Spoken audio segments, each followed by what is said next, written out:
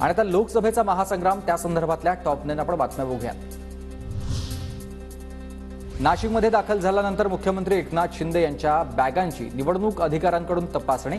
शिंदेंच्या बॅगांमध्ये काही आक्षेपार्ह सापडलं नाही।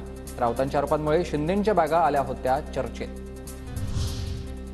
तर आता ही बॅग घेऊन आलोय। नाशिकमध्ये दाखल होताच मुख्यमंत्री शिंदेंचं राऊतांना उत्तर आहे। गेल्या वेळेस नाशिकात दाखल होताच 12 ते 13 कोटी रुपयांच्या बॅगा घेऊन शिंदे आल्याचा राऊतांनी केला होता आरोप।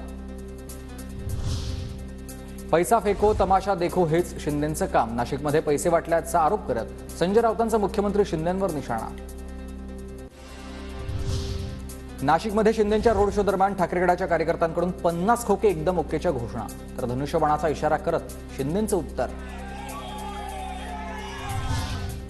काळजीवाहू पंतप्रधानांच्या रोड शो साठी मुंबईकरांचे हाल केले गेले। जिथे होर्डिंग पडून 16 जण गेले तिथे मोदी रोड शो करतात। हा अमानुषपणाच आहे। मोदींच्या रोड शो वरून देखील राऊतांचा हल्लाबोल। मुंबईसारख्या शहरात रोड शोचं आयोजन हे शहाणपणाचं लक्षण नाही, शरद पवारांनी टीका केली। मोदींना कार्यक्रम गुजराती बहुल भागात, मोदींचं लक्ष फक्त एका वर्गावर आहे असाही लगावलाय टोला। मोदी गुजरातचे मुख्यमंत्री असताना त्यांच्या राज्यातील प्रश्न घेऊन माझ्याकडे यायचे। त्यांना मी इस्रायलला देखील घेऊन गेलो होतो। मोदींना आधी विकास कामांमध्ये रस होता, पण आता राजकारणात आहे। शरद पवारांचा मोदींना हा खोचक टोला।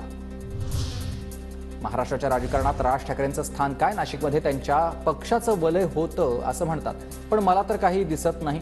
राज ठाकरेंच्या टीकेला पवारांचं उत्तर।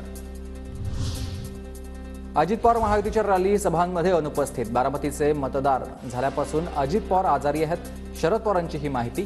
तर अजित पवार उद्याच्या शिवाजी पार्कवरील सभेला उपस्थित राहणार। उद्या मोदी आणि राज ठाकरे पहिल्यांदाच व्यासपीठावर येणार।